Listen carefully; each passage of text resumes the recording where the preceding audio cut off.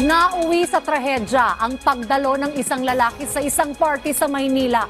Yan ang ulat ni Denise Osorio. Bakit basta na lang sinaksak? Yan ang hinaing ni Nanay Susan sa pagpatay sa kanyang 25 anyos na anak na si Michael J. Pangilinan.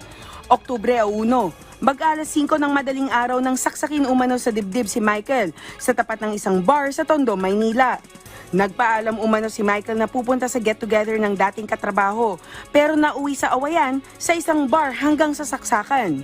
Kasi pa-traitor niya itong ginawa, no? Kung tutusin, tapos na yung away.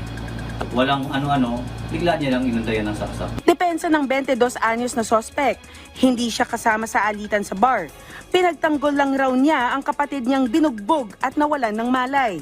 Tinawag po ako ng mga barkada niya po. Nadala lang po ako ng ng damdamin po. Bakit? Dahil po nakita ko po yung kapatid ko po na ganun po. Wala pong malay po, tsaka binubuhat po ng mga kaibigan niya po.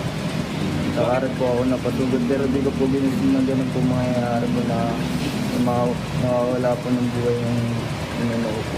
Kwento pa ni Nanay Susan, nahulog ang kanyang anak matapos iangkas sa motor para masugod sa ospital.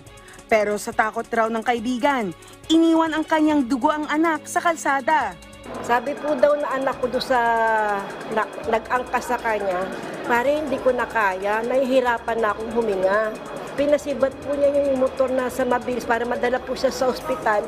Pero bumagsak po yung anak ko eh. Hindi na daw po nila nabalikan yung anak ko dahil nga po andiyan daw po ulit yung mga taong gustong humabol sa kanila para gantihan ulit. Naharap sa kasong murder ang suspect na napag-alaman na mayroong ding kasong may kinalaman sa illegal na droga.